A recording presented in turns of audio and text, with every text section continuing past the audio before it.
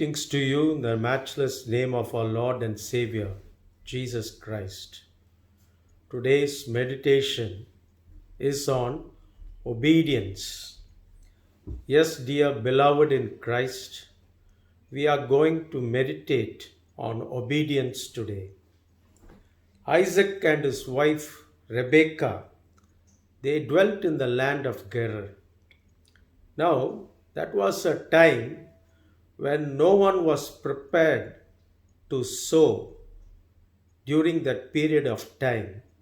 But God had promised Isaac and had asked him to sow that particular year.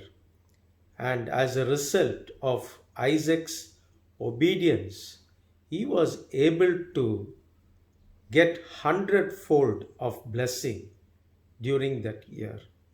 Just imagine what would have happened for all the people surrounding Isaac, all those people who were watching Isaac sowing at that period of time. Isaac reaped hundredfold blessing from the Lord.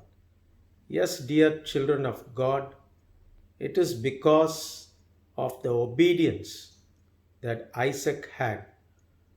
It is because Isaac obeyed God. Now, how did Isaac inculcate this particular character of obedience? It had come from his father Abraham. It must have been a traumatic experience for Isaac when Abraham was called by God and asked by God to sacrifice his only son. Now, Abraham took Isaac, and we all know the incident. Isaac was placed on the altar, and as Abraham was about to kill him at that moment, God stopped Abraham and provided him with a ram for sacrifice. Now, Isaac was a true witness to this incident. Isaac had seen how God honored Abraham because of his obedience. Yes, dear beloved in Christ, we have to obey God. The Word of God is given to us, and it is our duty to read the Word of God, to obey His commandments, so that our life will be a blessed life.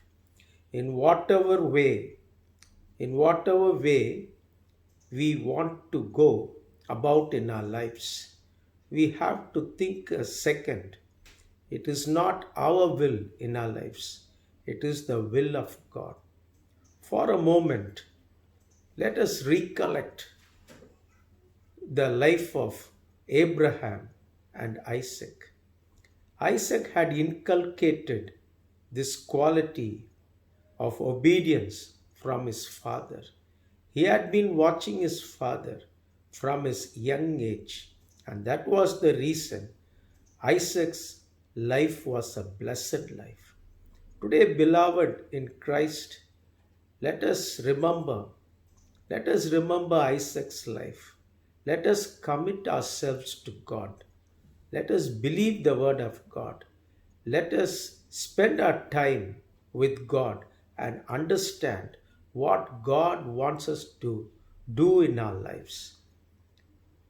I leave you with these few words to ponder upon. Let us pray. Our Heavenly Father, we thank you for this wonderful day, Lord. Yes, Jesus, give us this heart to obey your words, Lord.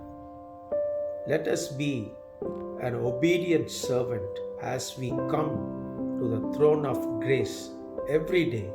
We submit ourselves and we say that it is not our will, but it is your will, Lord. Thank you, Jesus, for this message. We ask all these things in the matchless name of our Lord and Savior, Jesus Christ. Amen. God bless you.